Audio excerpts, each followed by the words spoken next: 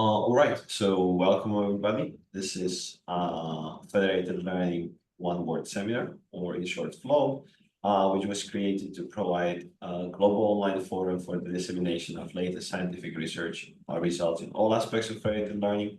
And today it's my great honor to introduce you our speaker, Eduard Gorbunov, who is currently a research scientist at the Mohammed bin Zayed University of Artificial Intelligence. Prior to that, he was junior researcher at Moscow Institute of Physics and Technology, where he also did his PhD. And also before joining MBZUAI, he was a remote postdoc at Milan. His research interest is mainly in stochastic optimization and its application to machine learning, distributed optimization, derivative-free optimization, and variational inequalities. And today he'll tell us how federated learning can benefit from simulated clients and how it can help in particular NLP applications. So thank you, Eduard, for agreeing to give a talk. I'm looking forward to that. The floor is yours. Thanks a lot, Samuel, for the introduction and for inviting me to give a talk. As you can see, the title of my talk is Federated Learning Can Find Friends That Are Advantages and Help with Low-Resource Machine Translation. So as the title suggests, the talk will consist of two parts, roughly. Okay, but if you don't count the introduction. So first of all, I will briefly introduce the setup of federated learning, and I know that most of the listeners today, they are aware of it.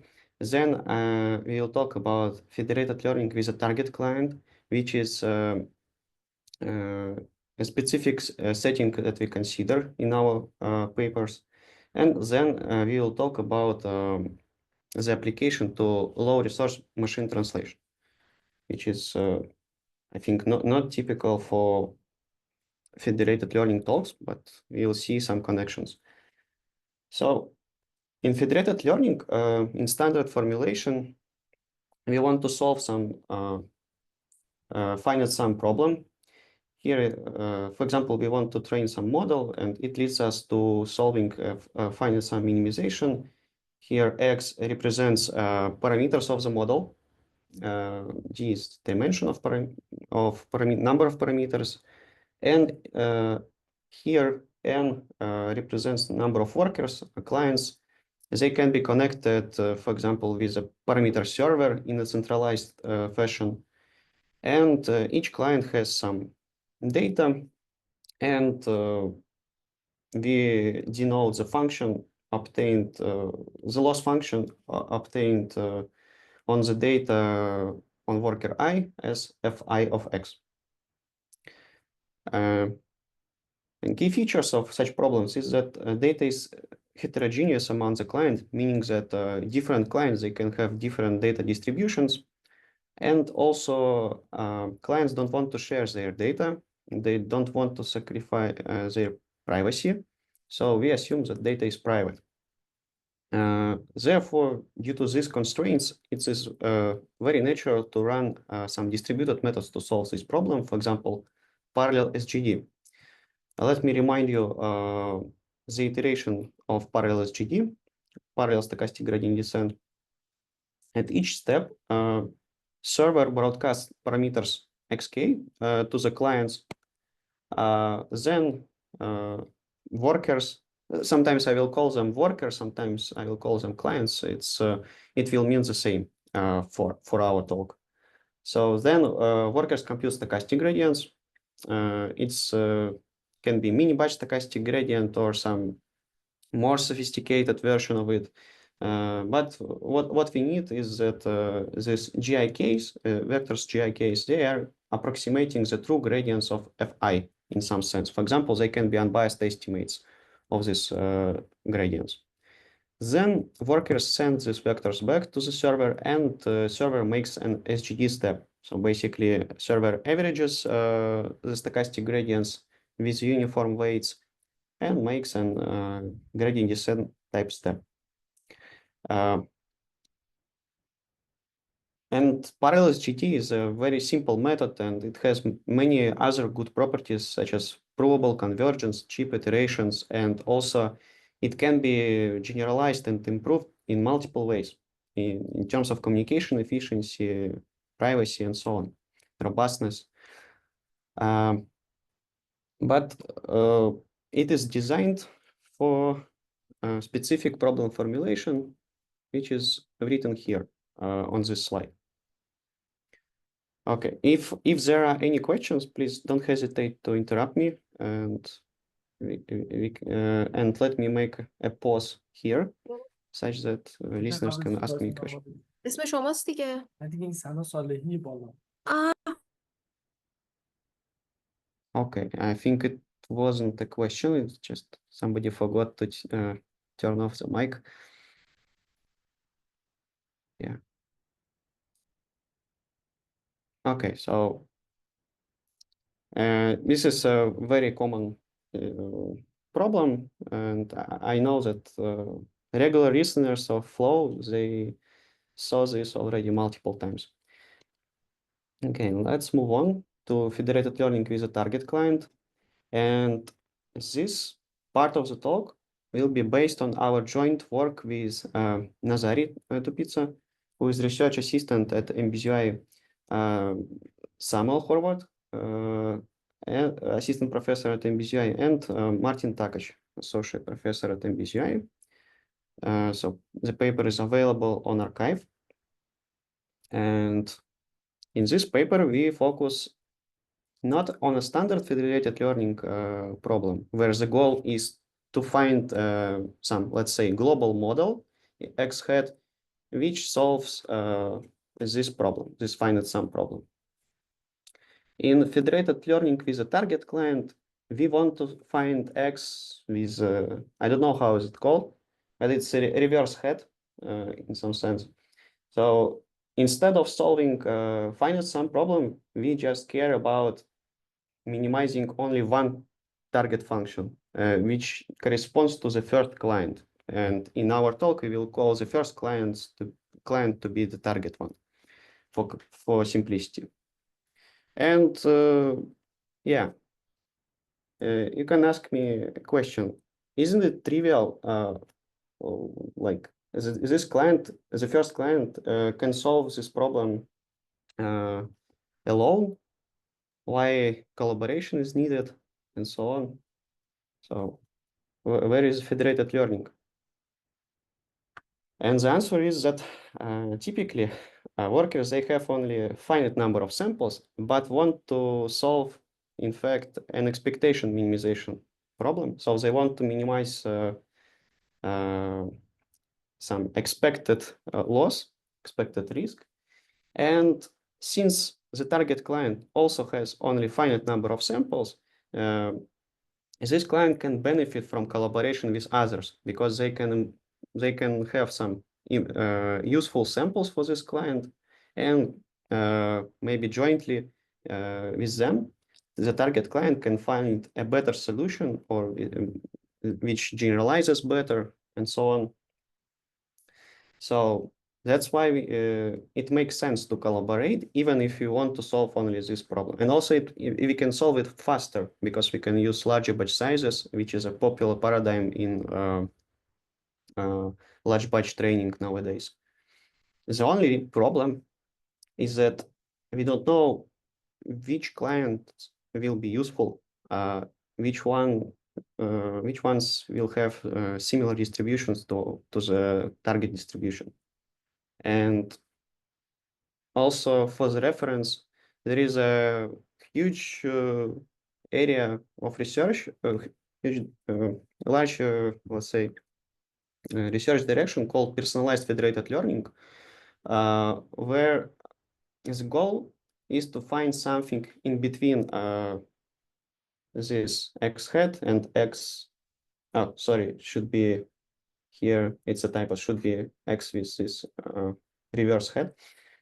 Something in between, such that the resulting model is Okay, it's fine. We want to find something in between x hat and x tilde, where x tilde is good for all clients.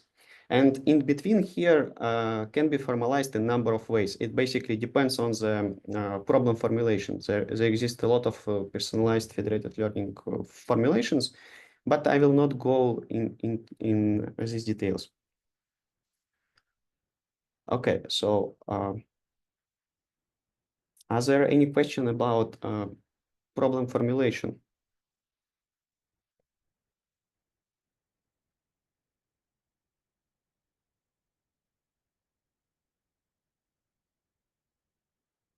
Okay, good. Then let's move on to the next slide. And natural question here, do we need to come up with some new method for this problem formulation, or we can simply use well-known ones? For example, can we use parallel SGD for this problem? And of course, you can easily come up with a counterexample when parallel SGD will not converge to the right thing. Imagine the situation, toy example, imagine you have n clients, n equals 100, and we want to and all of these clients, they have some quadratic function. And for simplicity, let's assume that stochastic gradients are just full gradients. So workers compute gradients without any noise. And the target clients has this function, and next 10 clients, they have something similar, but not the same, because this client has minimizer at 0, and the next 9 clients, they have minimum at 0.001, and majority of clients, they have minimum at some point which is quite far, at point 10. And of course, since parallel SGD is designed to solve initial problem, I mean this one, it will converge under the assumption that step size is small enough. It will converge to the solution of standard FL problem formulation. So in this case, it is 9.00009. But the solution that we are interested in is 0. Of course, it's just a toy example, but it illustrates why parallel SGD will not converge to the right thing, because it's designed for a different problem. Or alternative, you can look at this as from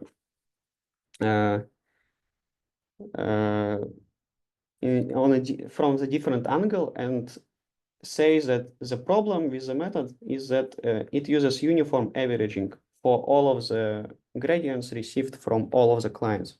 So maybe we should use something non-uniform. Somehow we need to select useful clients and so on. And yeah, so, and the first naive approach is to use just target clients data only. So we can ignore completely all other clients and run SGD for, let's say, it is also called single node SGD on the target client data. So the method will converge under some assumptions. Basically, we need to have a good enough data set, and also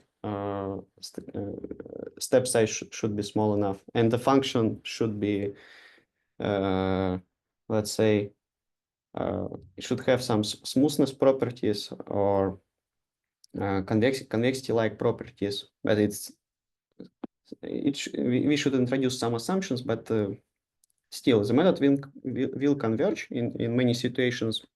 But since this method doesn't collaborate with, in this method, target client doesn't collaborate with other clients, it may lead to poor generalization for the target client if the target client has small data set. And also, since the target client, it has limited computational resources, the mini batch will be also most likely very small, which will lead to very slow convergence on some tasks. There are some practical evaluations showing that actually for some problems, if you want to solve them on one machine, even very powerful, it can take years of computations. While if you try to solve it in distributed fashion, it will take like several days. So yeah, convergence can be very slow in this case. Second approach that comes to mind is to select clients that have the same distribution, the same data distribution, because they are probably useful, because their stochastic gradients, they are also unbiased estimates of the same thing. So they will be useful by definition. So here, calligraphical G denotes the subset of clients with the same data distribution as for the target client. And of course, this method will converge, and it will also benefit from collaboration. But as I said, it is non-implementable in general because we don't know in advance who has the same distribution as a target client. And also, some clients can have very close distribution, but not the same data distribution, and they will be ignored in this method. So though they could be useful. For example, in this example, if we start from points that is far enough from zero, gradients of this function and these functions, they will be very similar.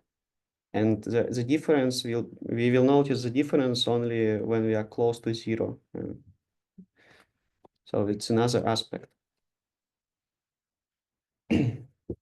Okay, so let me stop here for the questions.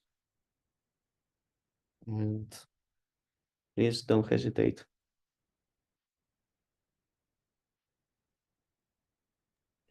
Sorry, Edward. I had a question.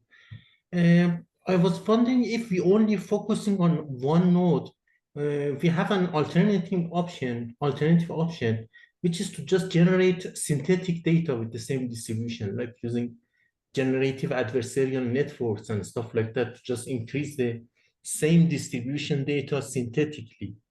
Does that work? Then we may not need collaboration. Yeah, thank you for the great question.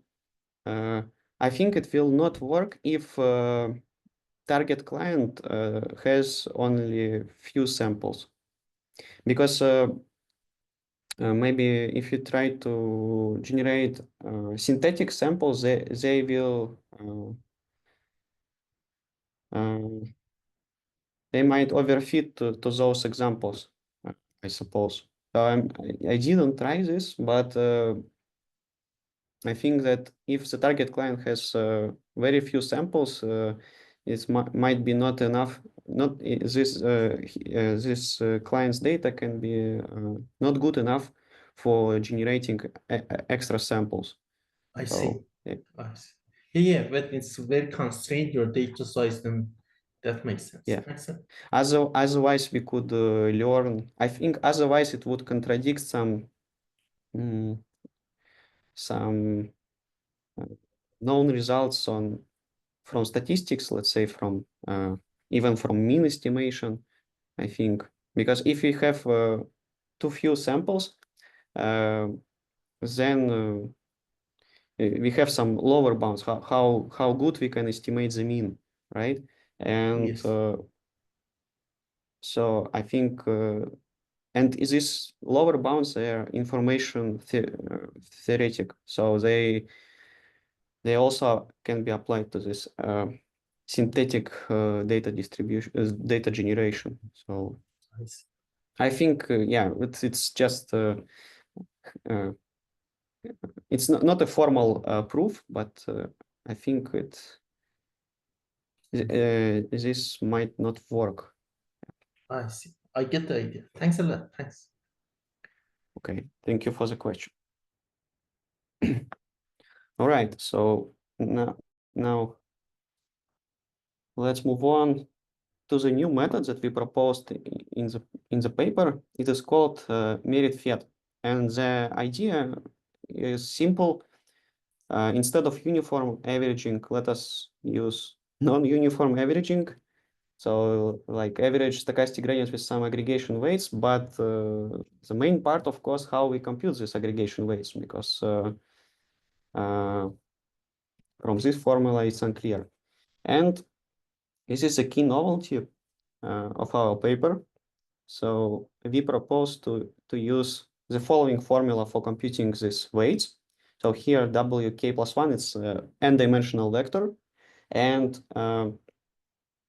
roughly speaking, this formula says that we want to obtain such aggregation weights that they are the best for the given step of the method. For example, we take SGD method as a base method for us, and we want to understand with what weights we would like to aggregate stochastic gradients from clients. So then we can consider it.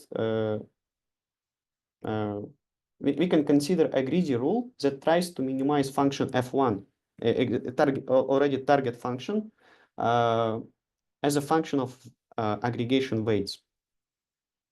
All right, so here delta 1n denotes probability simplex. So it's a set of points in Rn that have non-negative entries, non-negative coordinates, and sum up to 1.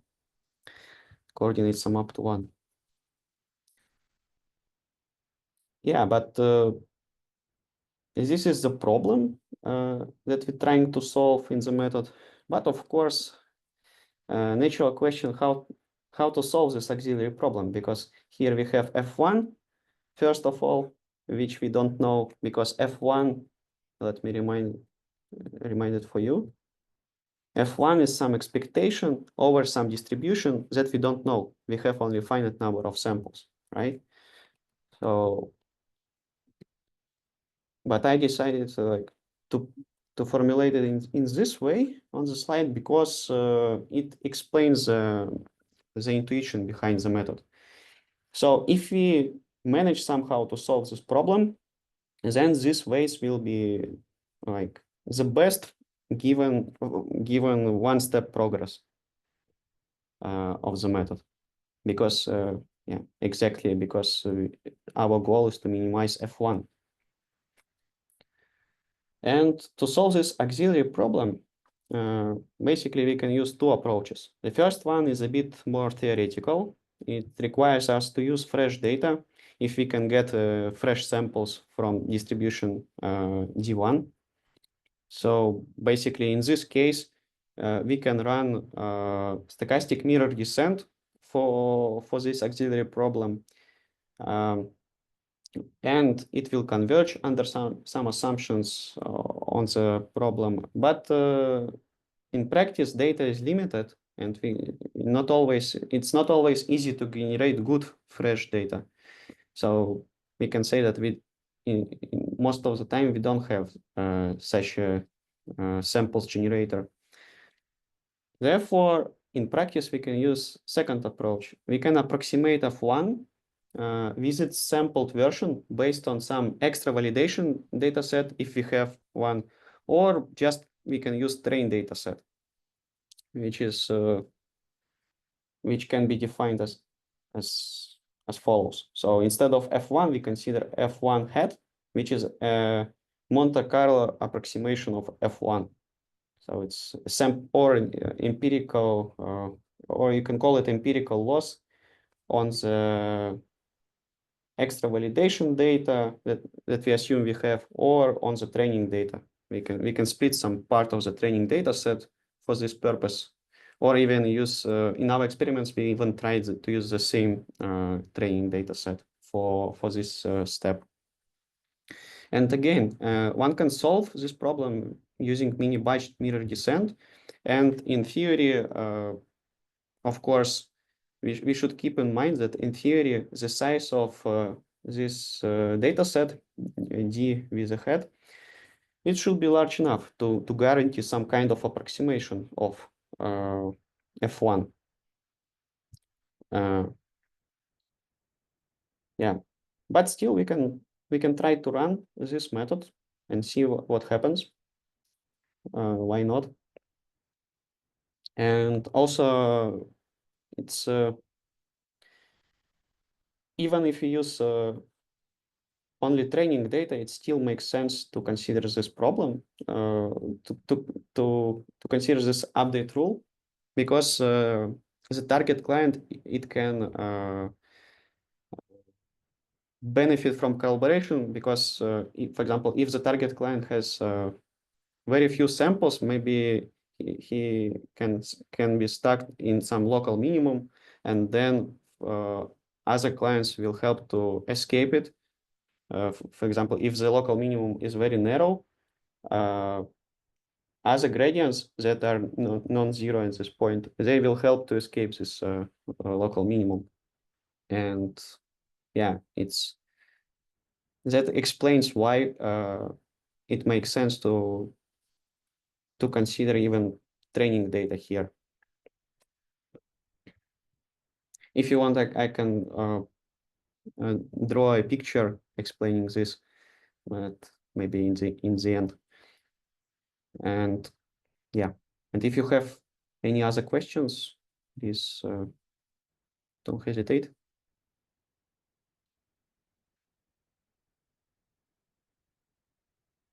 Oh, so sorry, Alexander Викторович, I couldn't hear you. Да, здравствуйте, я только что Здравствуйте. пришел. После лекции я приехал. Да, хорошо. Let us switch to English, so that other listeners will. Yes, excuse me. Okay, so this is it. And also let me briefly remind you about mirror descent. So in a special case of minimization on a probability simplex with Kullback-Leibler distance as a Bregman divergence. So in this case, we can have an explicit formula for the update rule. And here exponent is taken component-wise, and this product between vector and this vector is also component-wise. So we have closed form formula, and we can run it. So I think there is another typo. I should put this bracket outside. Okay. And you can check, for example, the details in textbooks on optimization, for example, in Amir Bek's book on first order methods in optimization. Yeah. So we also analyze this convergence of merit-fed. Let me remind you the method. We analyze this method theoretically as well. And we assume that each client that has the same data distribution, for each of these clients, we have bounded variance. And I notice that here I put F1 because this set of clients, calligraphical G, they have the same distribution as the target client, which is the first client. It's a standard assumption for stochastic optimization. One can relax it as well, but it's not the purpose of this paper. Next, we also assume smoothness of the function F1. This assumption can be also relaxed, but it's not the main purpose of the paper. And we also assume that auxiliary problem can be solved approximately. So here, this assumption is, here also should be F1. So this assumption, it says that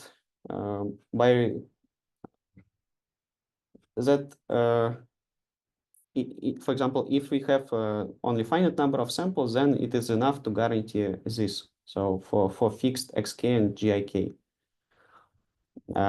But this is actually, in general, it's this assumption. It's an interesting open question how to avoid this assumption in our analysis for our method. But we leave it for future work. Anyway, if you have these assumptions, one can prove that merit fit with small enough step size, which is smaller than 1/12, converges as follows. So here in the left-hand side, since we consider general non-convex case under smoothness, we provide guarantee for the expected square gradient norm, average of expected square gradient norms, which is standard for this case. Is standard convergence criterion for this case, because in general we cannot guarantee that we converge to the minimum. We can only guarantee approximation of stationary point. And the first two terms, they are the same as for ideal parallel SGD that uses only clients with the same data distribution. And the second term, it is caused by inaccurate solution of auxiliary problem. So if we manage to solve auxiliary problem with good accuracy, the method will automatically converge not worse than the method which I called non-implementable before. So it's at least we can guarantee that the method benefits from collaboration with clients that have the same data distribution. But actually, in practice, we will see that it will benefit even from collaboration with clients that have different data distribution. So, yeah, perhaps you have some questions about the result, and we can discuss it. If not, I will continue to the numerical results. I had another question, Edward. It wasn't about the convergence proof. I'm fine with that, well, at least the outcome. But I was wondering, the auxiliary problem you solve, is it solved in the edge server or base station, so to speak, the server? Yeah, it's a very good question. I forgot to mention. I put it on the slide, but forgot to mention here, because how the method works. So the workers, they send stochastic gradients to the server, and then we need to solve an auxiliary problem. But for example, if we use either first approach or second approach, we will need the data which is available on the target client, right? So, but the target client cannot share this information with the server. And the server as well cannot share the gradients GIKs with the target client, because there is a risk of gradient inversion attacks such that the target client will recover these gradients. So instead, what can be done is that we can apply zero order stochastic mirror descent for this case. And this is a good use case for zero order optimization, because typically zero order methods, in general, they can suffer from dimension dependence because they use only function values instead of gradients. But here, in many applications, N is not that huge number of clients. So it's, for example, it's usually much smaller than number of model parameters. And also another aspect is that we consider minimization on a simplex. In this particular case, with Kullback-Leibler distance as a Bregman divergence, dimension dependence is, if I'm not mistaken, it's logarithmical instead of first power factor of n. So it's also another good property. And yeah, and that's why how exactly we can perform this. We can use, instead of gradient, zero order approximation, for example, finite differences. And for computing finite differences, the target client can only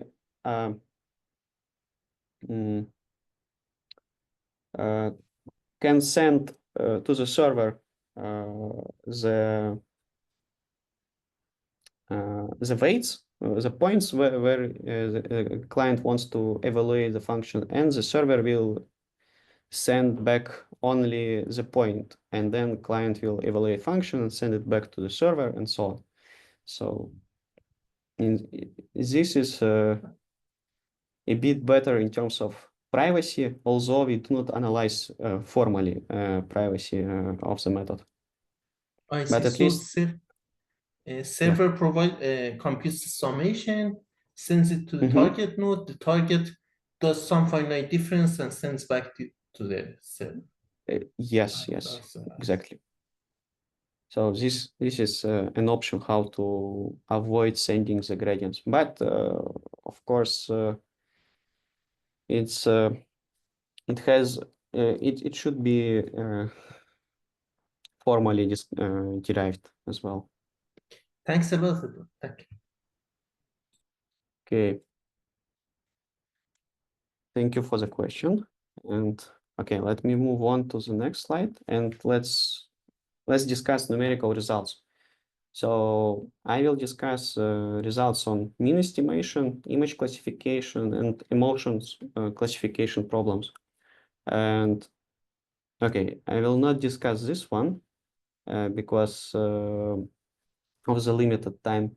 But as baselines, we will consider as standard parallel SGD, which is called SGD full in our experiments.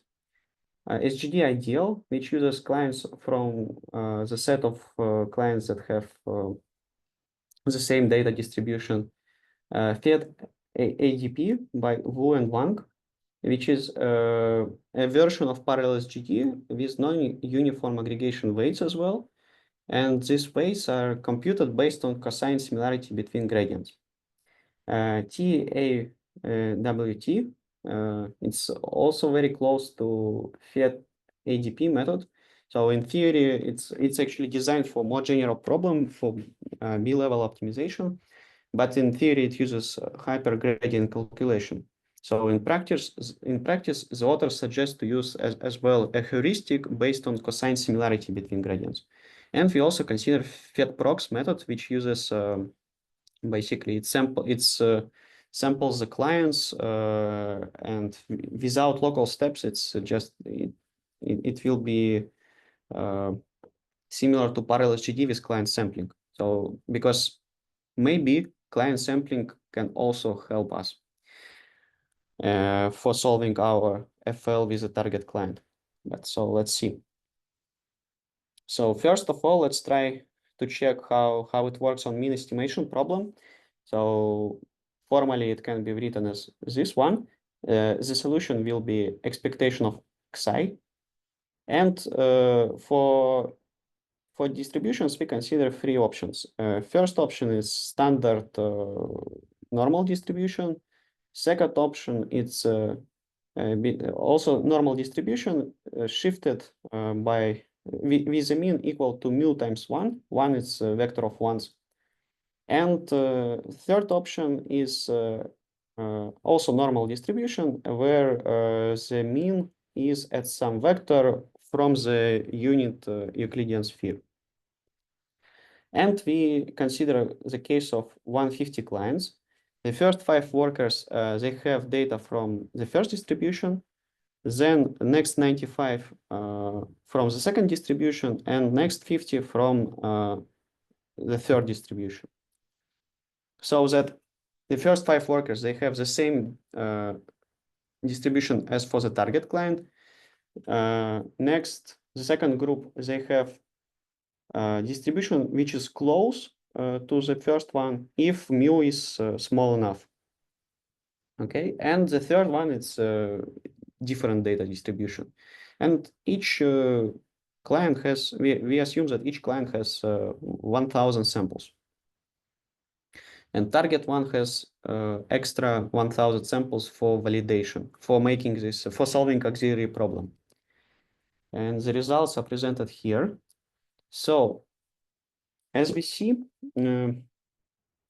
these lines correspond to merit Fed, either with stochastic mirror descent or with mirror descent as an inner method for solving the auxiliary problem. And we see that in all cases, merit Fed works well. It outperforms other methods. Yeah, and interestingly, when mu is small, it also benefits from collaboration with clients from second distribution. Why is it happening? Because the bias is small enough for these clients, but they have additional samples. So they can help to reduce the variance of the estimator and achieve better accuracy. So this is the intuition why it happens. And we see that SGD ideal is this line, and SGD ideal, it achieves worse guarantee than merit fiat. But when mu increases, they achieve comparable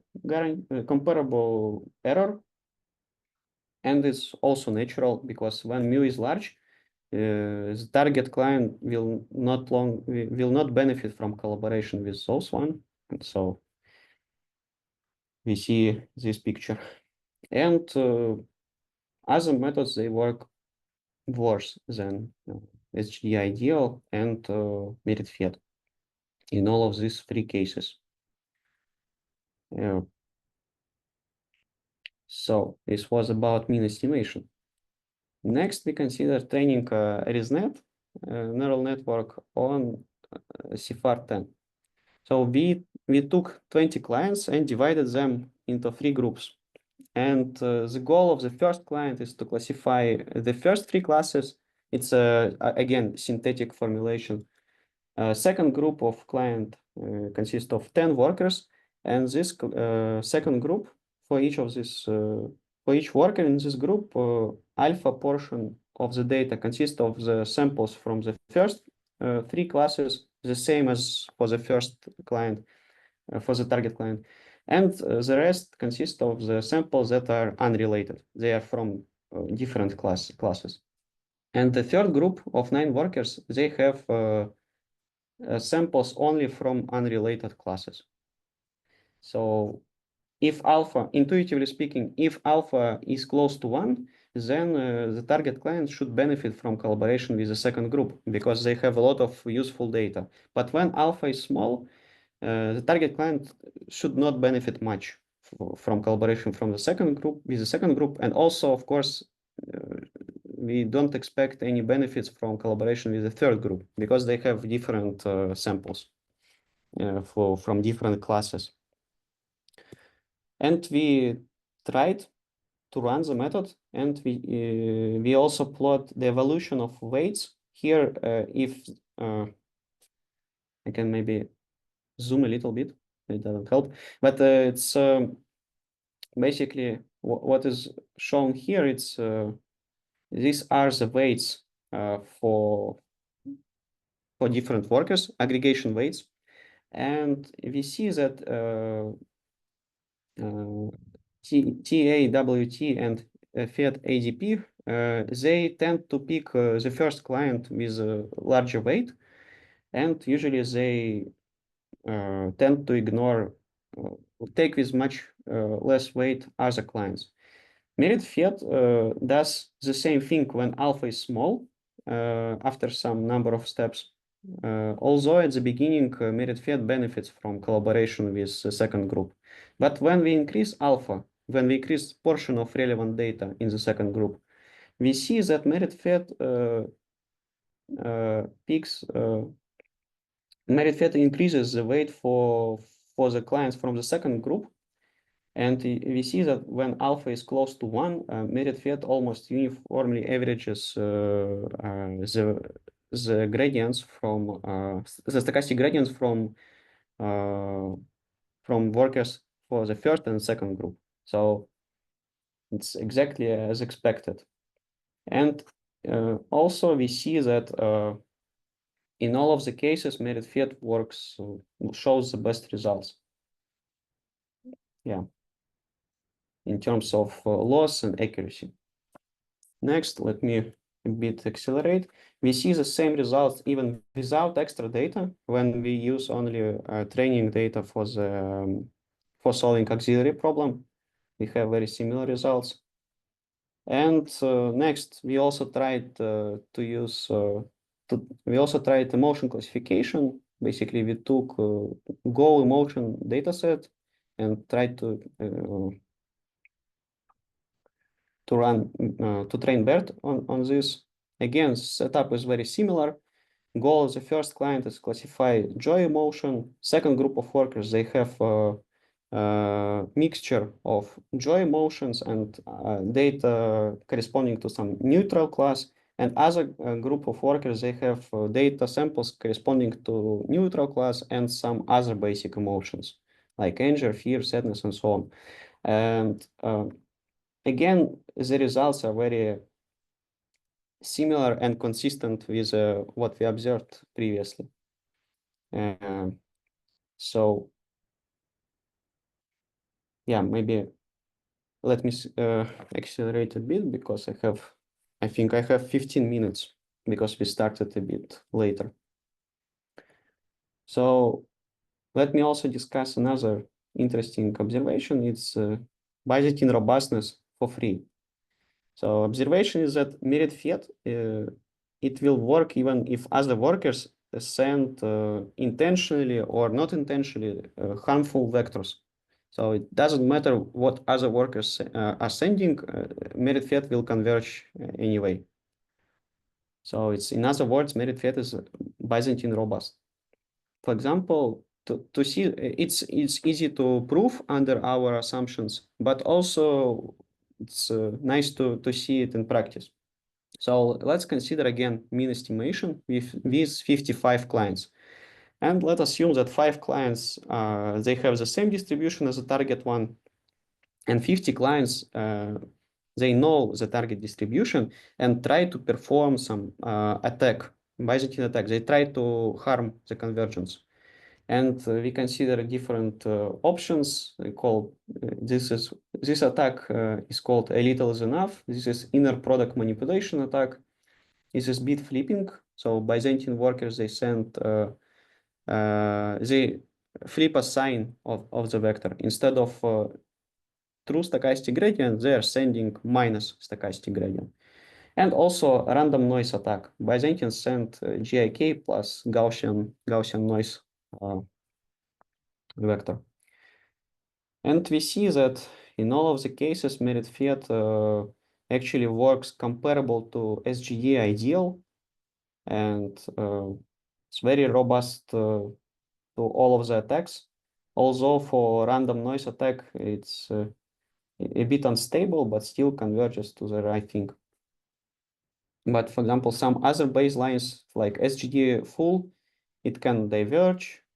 Fiat ADP, it sometimes doesn't work, sometimes works. And TAWT, because it tends to pick only the target client, it works as well. But it unfortunately doesn't benefit from collaboration with clients that have the same data distribution. All right. So this was all for the first part of my talk. Yeah, maybe it would be better if I go straight to the low resource machine translation, because it's very related to what we just discussed. And after that, we can I can respond to your questions and we can have some discussion.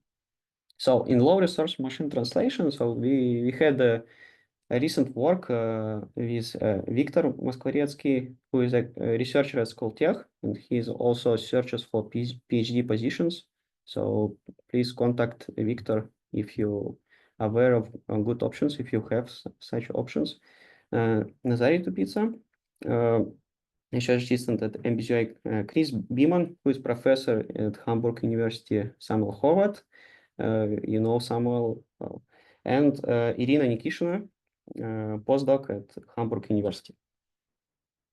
So let me briefly introduce the problem. Right now, as far as I understand, there are about even more than 7,000 languages that are spoken by different people. But many of those languages, they have a low amount of resources or texts in those languages.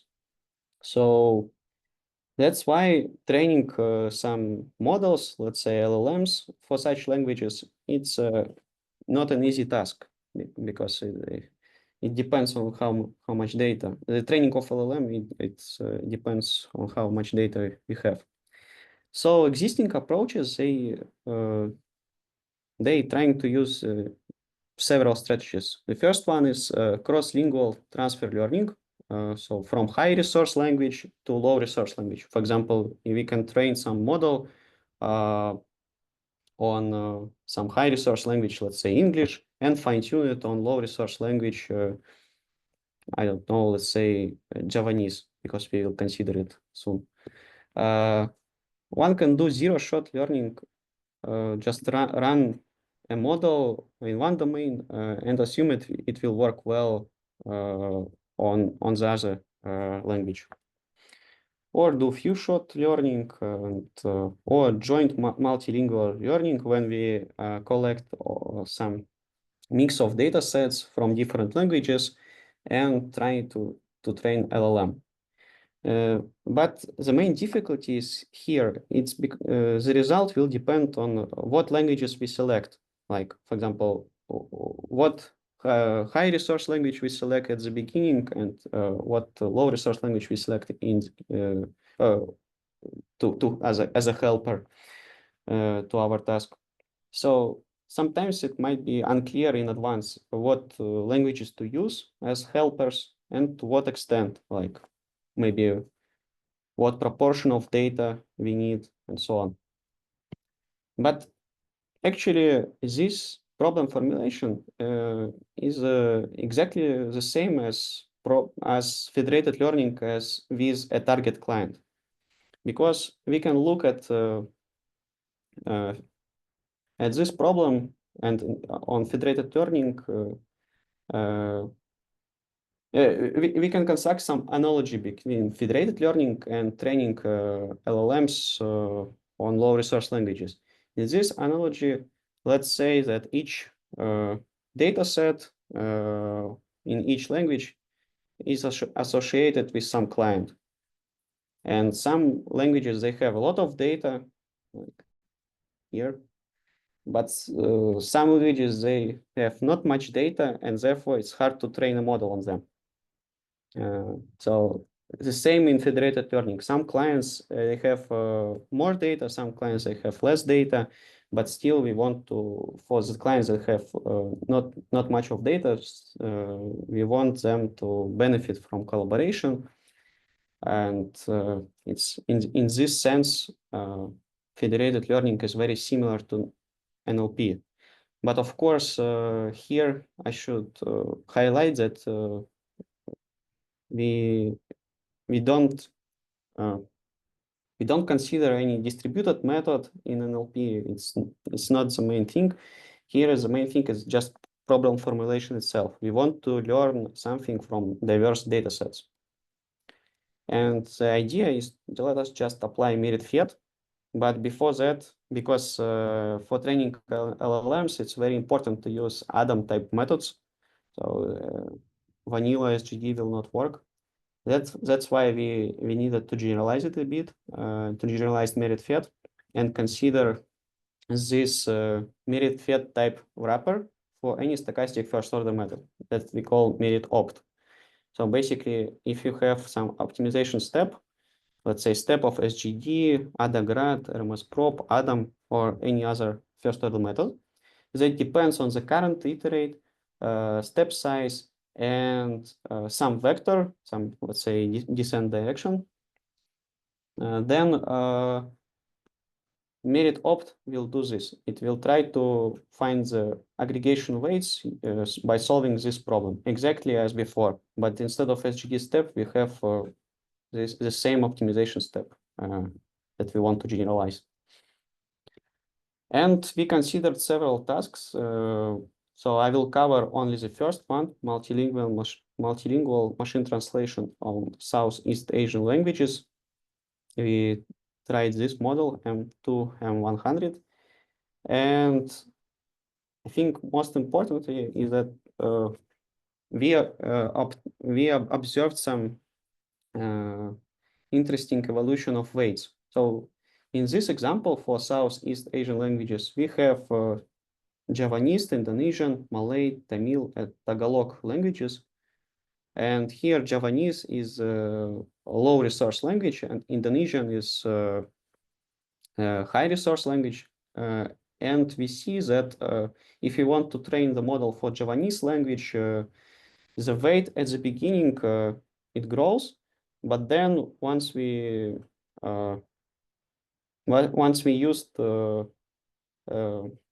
reach some good accuracy, the model starts to benefit from taking a larger weight for higher resource language, Indonesian.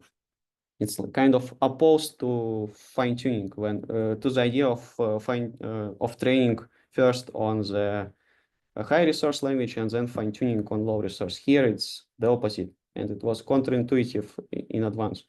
And as we will see, it gives better results. So let's skip this one. And yeah, this is actually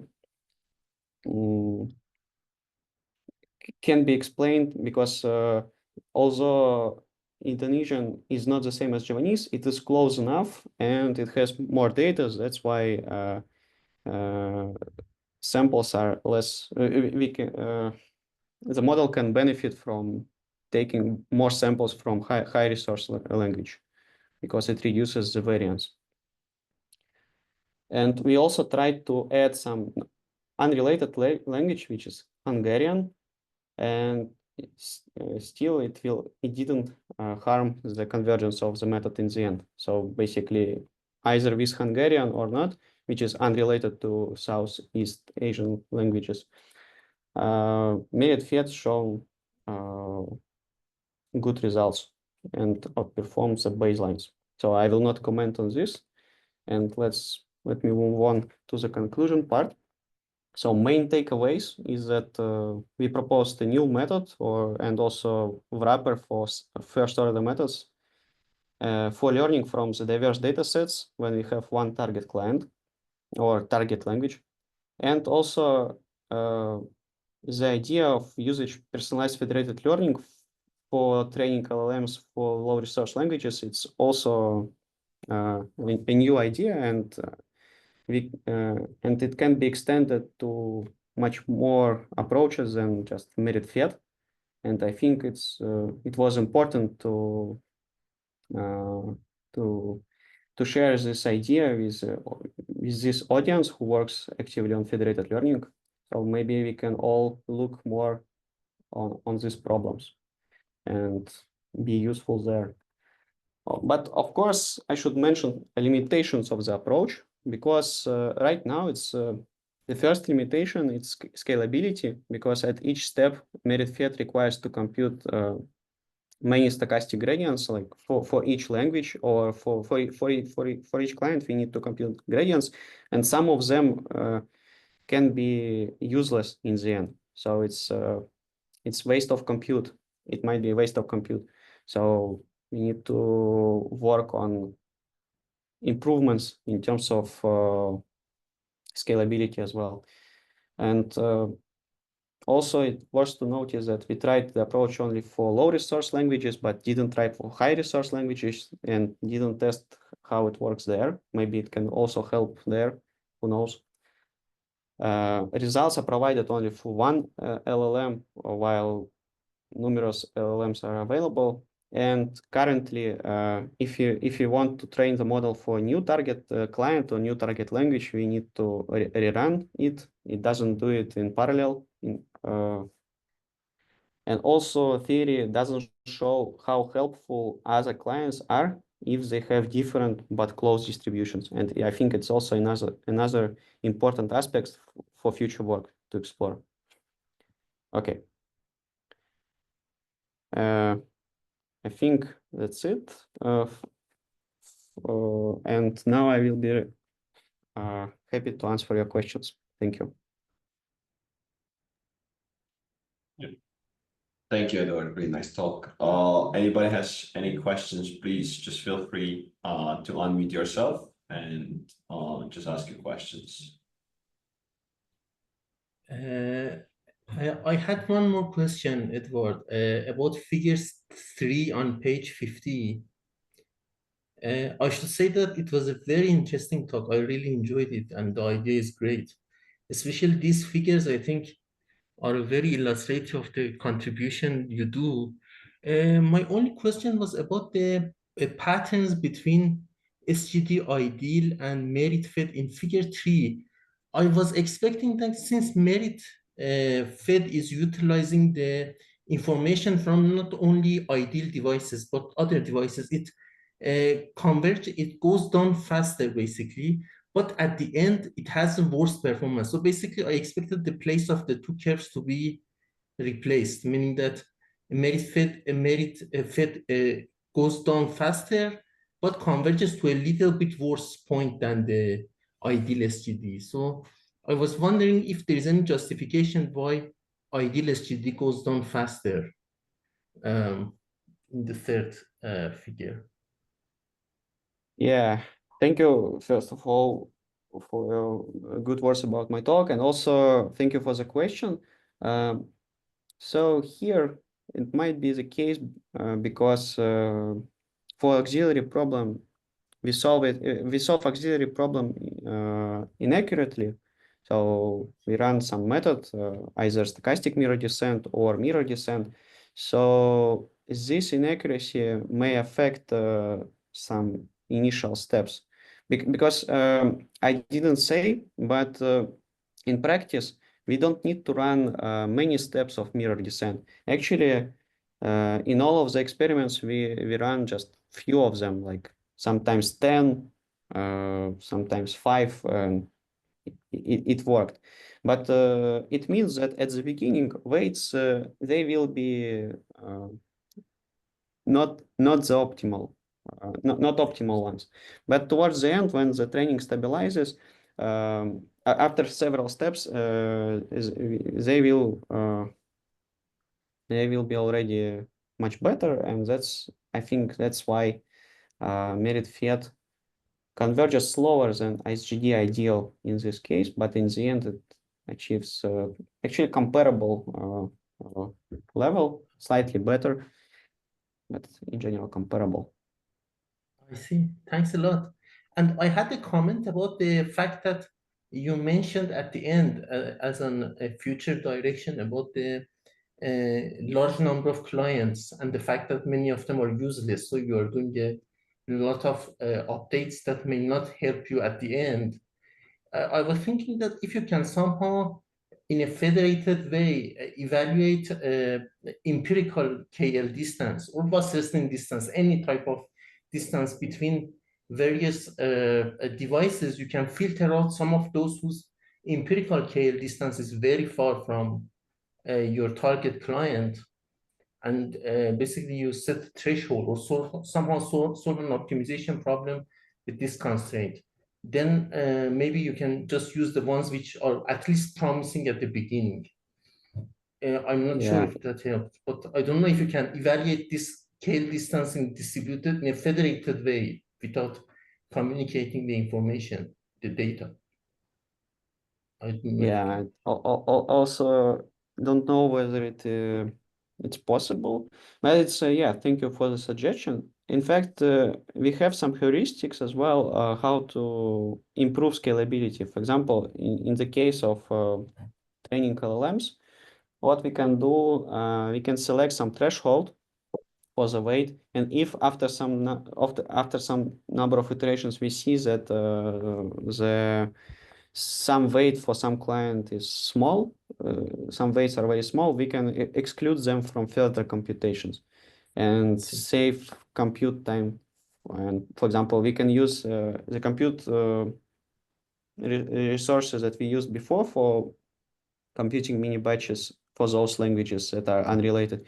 We can increase mini batch for more related languages and benefit even more from learning from them.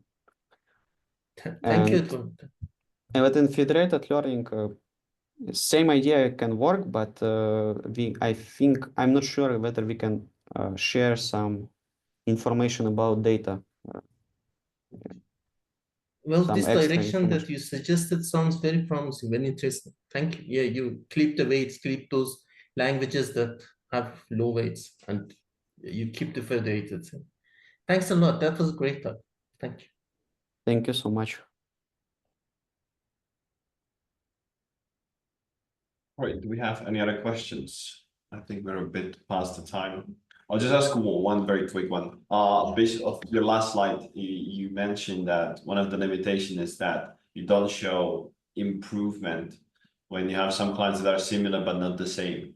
Do you have any idea of what might be a good assumptions as your theory would go through with a better rate than Well, I think might be a good assumption might be some sort of similarity between FIs. Like, for example, we have if you assume something about similarity of expectations,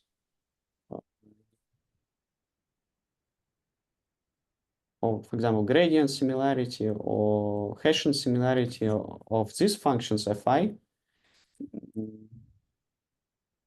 then it will be like it will be implicit assumption on the distribution, right, as well. Mhm. Or alternatively, we can consider some particular class of distributions.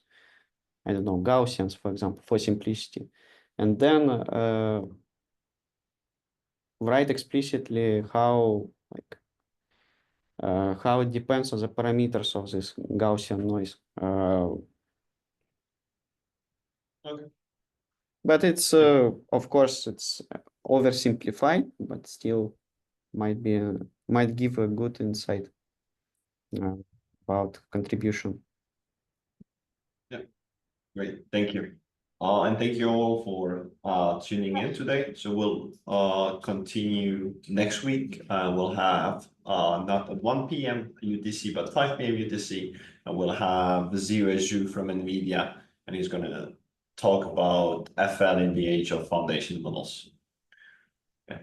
So again, thank you very much, Eduard, and thank you everybody for joining, and hope to see you all next week. Goodbye. Thank you. Thanks a lot.